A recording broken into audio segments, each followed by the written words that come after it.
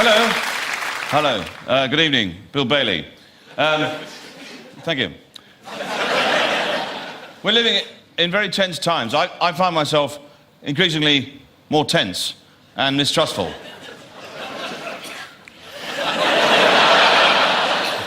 It's the joggers I don't trust, because they're always the ones that find the bodies, aren't they?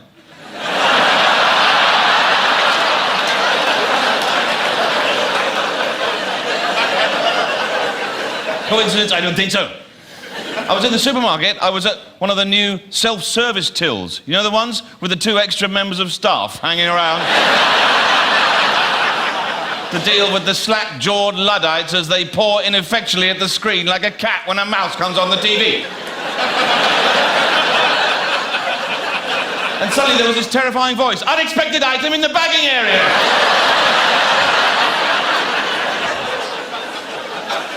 And it was me.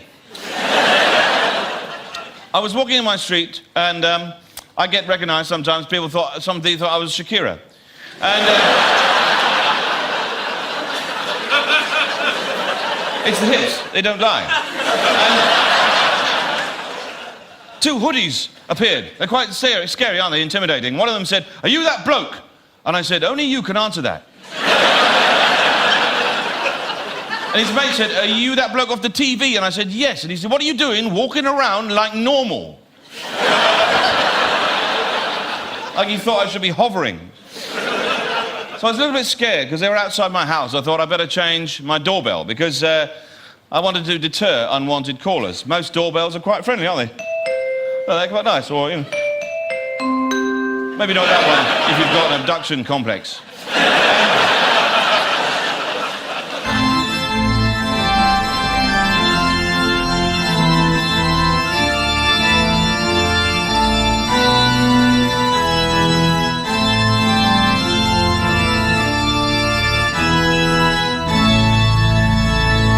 And that's actually the Pope's doorbell.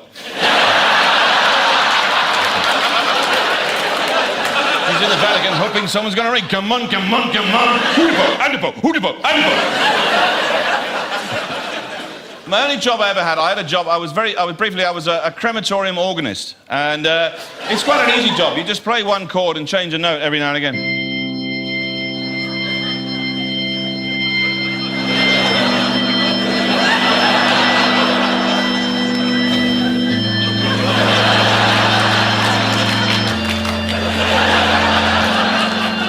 And you get a bit bored. Sorry.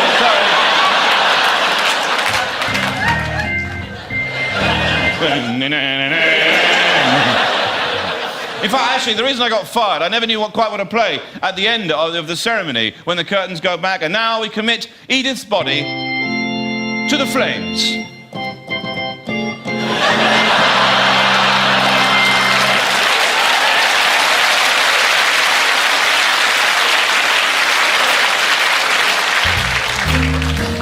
And then I got a job in a jazz trio. Wow. The thing about playing jazz, you can play any kind of chord you like.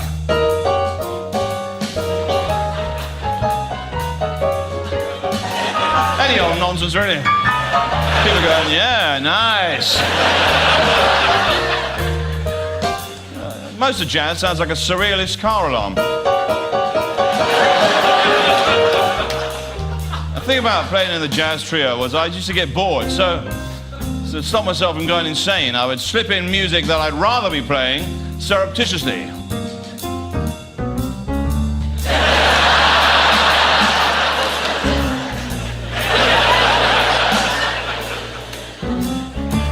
And that, I think, would make a fantastic national anthem, wouldn't it? That'd be great. Imagine the opening ceremony of the Olympics. Out come the United Kingdom.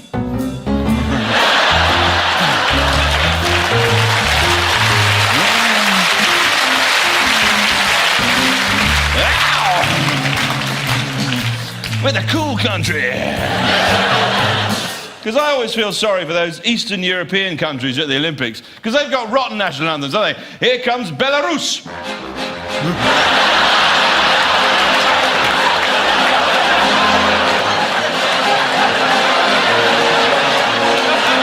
Hey! Look, the guy at the front, stupid national anthem. Look at this flag, 2 bears fighting over a pineapple. We don't have pineapple in Belarus. Where did they get it from? Come to Belarus, where wild animals will steal your fruit. I'm Bill Bailey. Have a great night.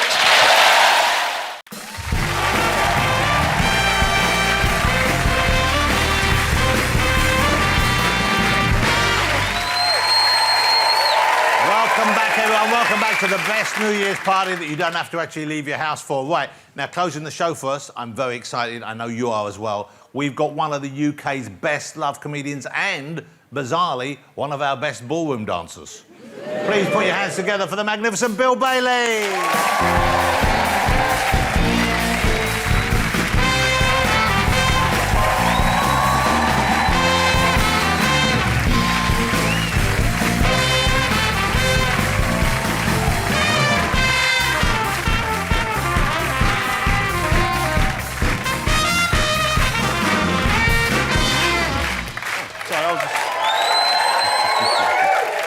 Thanks for that. I loved that. Hello.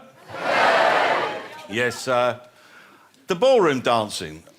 Let's just address that. Shall we? Just briefly. Who knew the hippie could dance? No. The thing is, it's fixed my posture, right? Because I used to have very poor posture. Now it's like, you know. So it's fixed the posture for selfies. A lot of people ask me for selfies. Before, I was very awkward. I was like, all right, hello. And now I was like, And a bloke came to deliver a package to my house. And he said, can I have a photo? I went, yeah, sure. And I went, like that. And he went, no, of the package. So I just styled it out. Yeah, I knew that. It's difficult to deal with that level of fame. It's a huge amount of interest in you when you're on a show like that, like Strictly. And people want to take pictures of you, sell them to the tabloids. And I had some very interesting encounters, very odd encounters. Some bloke got in touch with me via Twitter, right? And let's be honest, Twitter can be a bit of a swamp of unpleasantness. And my socials tend to be quite wholesome, you know? A lot of my social media is basically people send me photographs of moths to identify. And there's nothing much for the tabloids there. It's not salacious, you know? And he got in touch with me, and he said to me, Bill, he goes, I just want to warn you, here are some screenshots of some emails I've sent to a tabloid newspaper. And I was like, oh, I don't know about this. This is a bit worrying. And he said, he showed me the emails, screenshots, and it was like this. Dear Daily Mail, I have some compromising video material of Bill Bailey, right? And I'm thinking, what the hell is this? Is this me misidentifying a moth in a pub car park? Anyway, so they come back and said, what is the nature of this material? And he emailed back, he said, I was out in the countryside, I heard a commotion in a field. I looked through the hedge, and there was TV Strictly Bill Bailey, drunk in a field, swigging from a bottle of whiskey, bothering a llama, right? When he saw me, he became abusive, chased me down the lane, issuing a war cry. Would you be interested in this footage? And they came back and said, yes, we'd be very interested. And he went back and said, how much are you willing to pay? And they came back and they said, £20,000. And he messaged me, he said, do you fancy doing it? We'll split the money.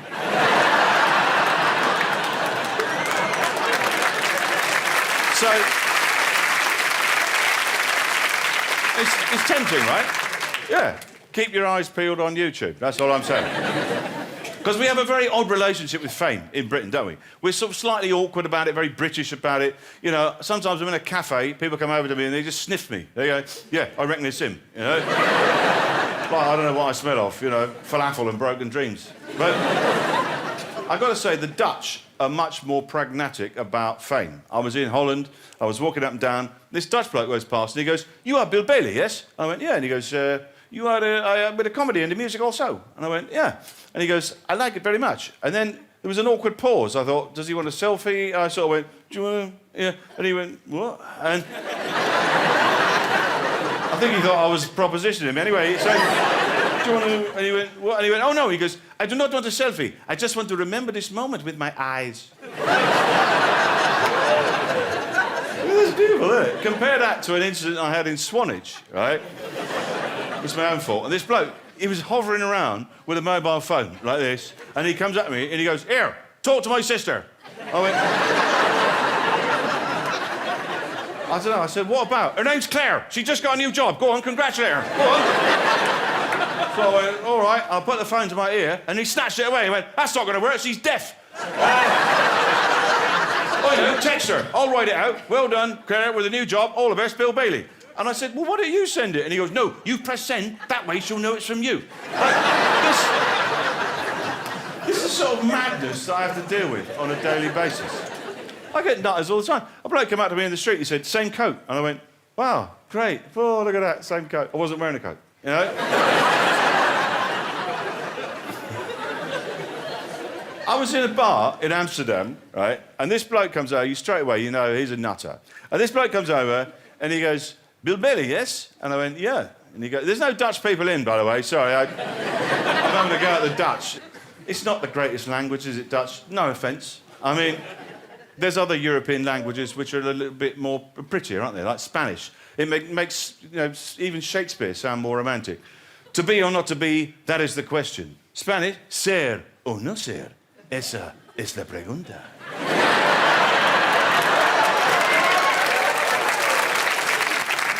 Dutch, not so much. Zijn of niet zijn? Dat is de vraag. It's like a Klingon mugger. So, anyway. What was I talking about? You.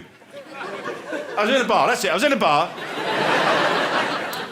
And this bloke comes over, and you straight away, I know he's a nutter, and he comes over and he goes, hello, Bill Bailey. He goes, I am also in the business of entertainment. My name is Rudy van der Brugge. I was #1 clown in Rotterdam, 95, 96, 98. And he had a pipe as well, like that. He goes, I was #1 clown in Rotterdam, 95, 96, 98. I said, what happened in 97? He goes, there was a misunderstanding.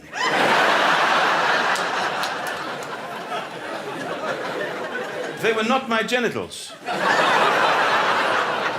It was a prosthetic, but apparently inappropriate for the nativity.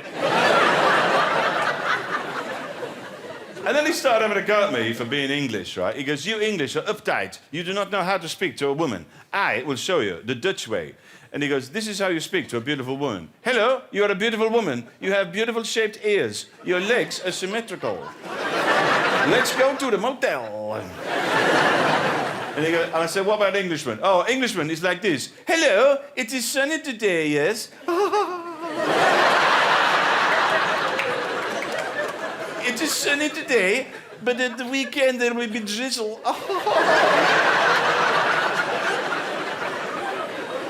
Do you like jam? I have many jams in my home. You can try them, spread them on bread and butter. I have a knife for spreading. It is not for stabbing. I'm not a psycho.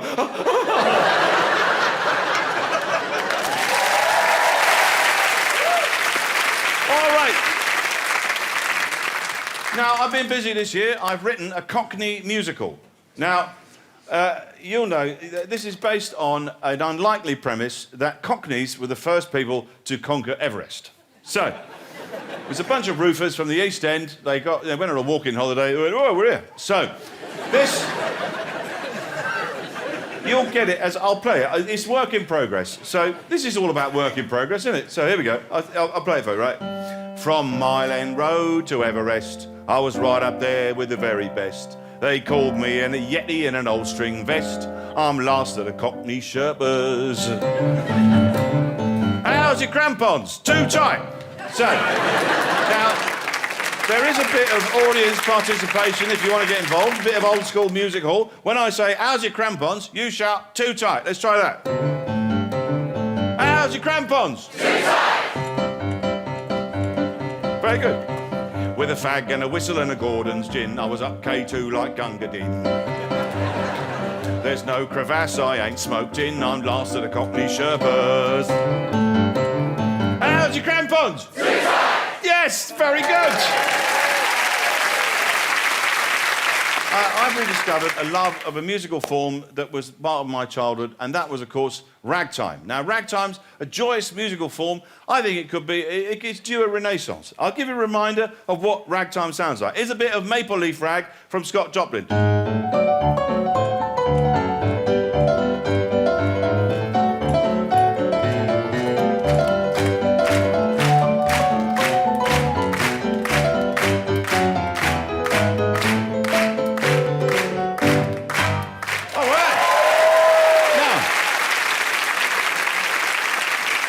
ragtime genre is very fluid. It can apply to all kinds of different kinds of music. You can apply ragtime to classical music, right? Here's a bit of Beethoven, Fury Lisa, in the ragtime style.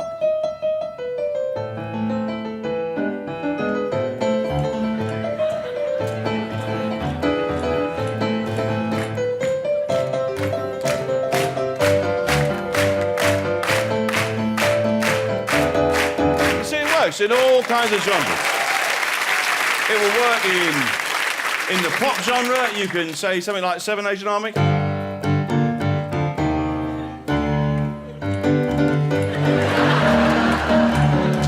So it works very well. And in fact, what I'm going to do now, I'm going to get a suggestion from you. Suggest a song, I'll try and play it in the ragtime style. Tequila.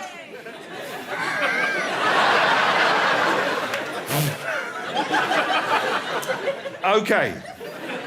Okay, all right, hold on. Okay, that's the one, isn't it? Yeah.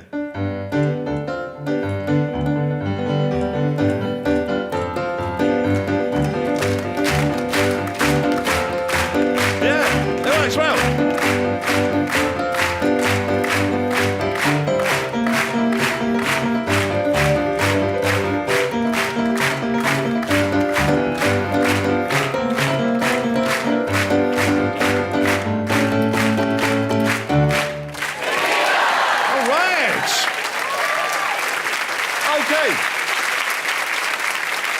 Right, I'm going to try something now. As it's New Year's, it's special. I've tried something for you, John. I'm going to put together something. I'm going to try and play as many instruments as I can in a minute while playing the popular New Year's song, Auld Lang Syne. All right? So, OK, let's get ready. I've asked the band to join in here. The fantastic Ezra Collective. Well done, lads. OK, take it away.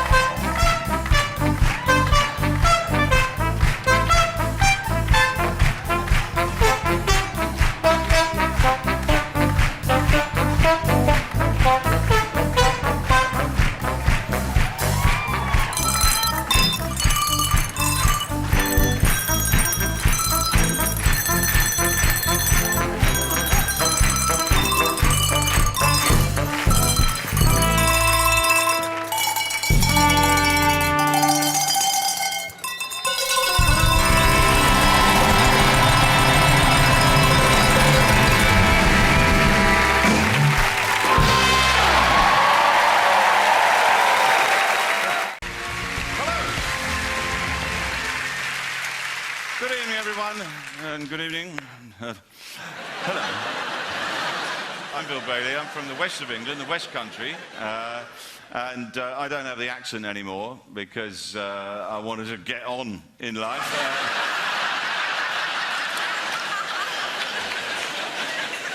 You don't see people in positions of power or influence with a West Country accent, do you? You know, hello there, you just, you don't take them seriously. If somebody fainted in the street and you said, "Here, let me through, I'm a doctor," people would just laugh in your face. No, you're not. I flipping well am. I got a certificate and everything. That's just a book of Pam Ayre's poems, you wurzel. Oh, yeah.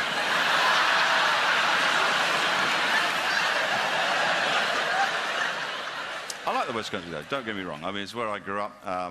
I was filming down there in Devon. I went to a West Country wildlife park, and it's quite different down there. They do things in a different way. It's quite relaxed, you know. And there was no signs on any of the animal enclosures, you know. What's in there? Well, I don't know. Could be a Mongolian red panda or a cat or something. I don't know. They're all in together. Yeah, we just chuck them all in together. Lemurs, wallabies, crabs, gazelle. They all seem to get on. What do you feel? Well, we just chuck a big bag of quavers in. They all seem to get on with that. There was a fella there. He was doing a falconry demonstration. He said to me, a lot of them don't come back. You know?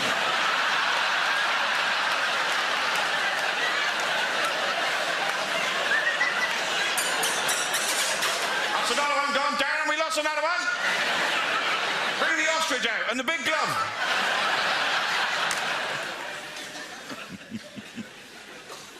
Anyway, it's a great pleasure to be here. I'm from West London. They did mention briefly I was from West London. West London, yeah. Where people talk like that. The young people, when they're making a point, they point a little bit to the side. They don't point forwards like in the old way. Well, that's a very good point, well made. No, they talk to the side. Yeah, that's it. When I'm making a point, I point adjacent to the thing that I'm actually pointing at. Like that, yeah? I feel sorry for them. I reckon a lot of them must get the wrong cheese in delis. You know? On a regular basis.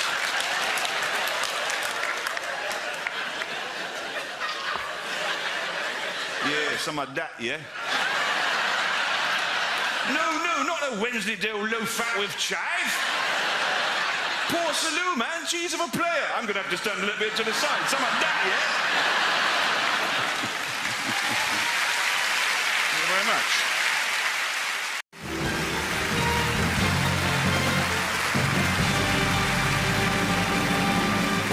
Ladies and gentlemen, I give you Bill Bailey.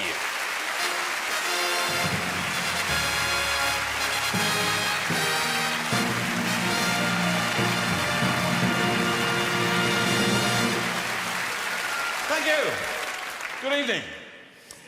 And that music you just heard is the exact sound of the Buckingham Palace doorbell. You're from London, some Londoners in, lovely. Yes, I love London. London's great. Oh, it's brilliant. I love it. It's such a magnificently multicultural, magnificent, wonderful place. There's a butcher's at the end of my road called Halal. Is it meat you're looking for?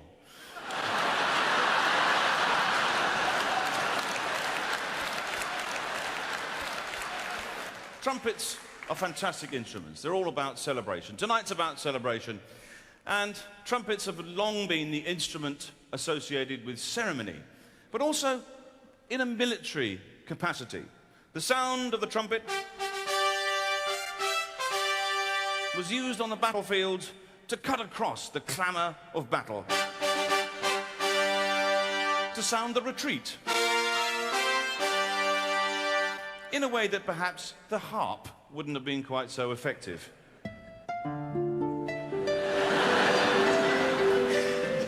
Retreat, retreat, move backwards with your feet. Yeah. And classical music also contains functional elements to it.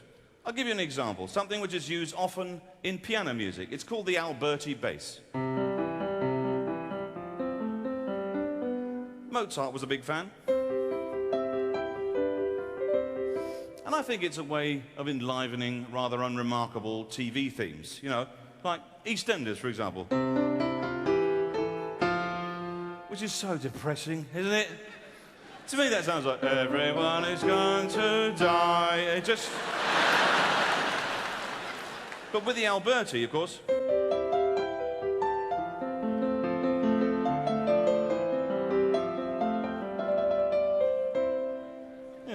Just sounds a bit classier. It could work equally well with the Match of the Day theme, couldn't it? It's rather nice. Although I must admit, when it comes to Match of the Day, I prefer the lounge version.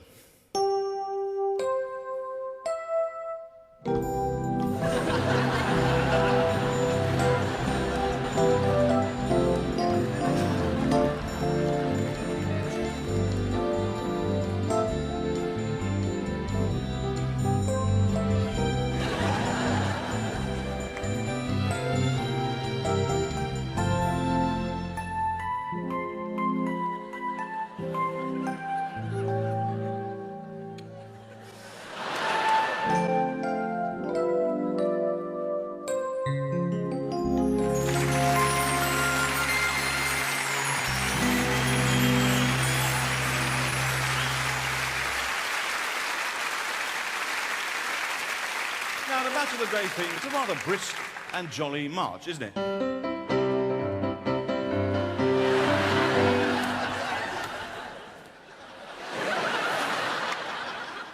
And if you slow it right down, you get a Jewish folk song.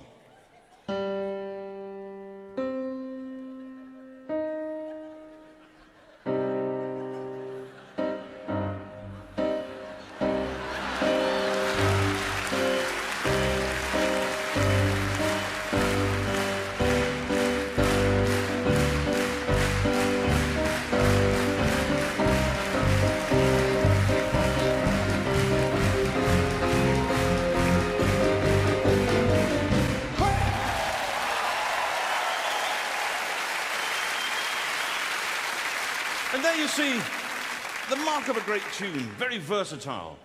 And another thing about a great tune, you can play it on any instrument. And I'd like to demonstrate that now as I play a medley of popular songs on a rather unusual instrument.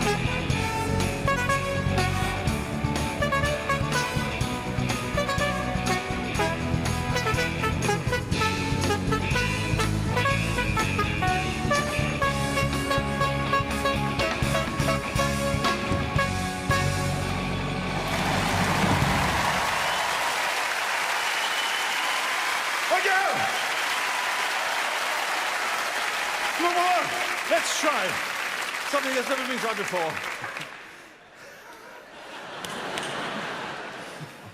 The finale of the 1812 Overture.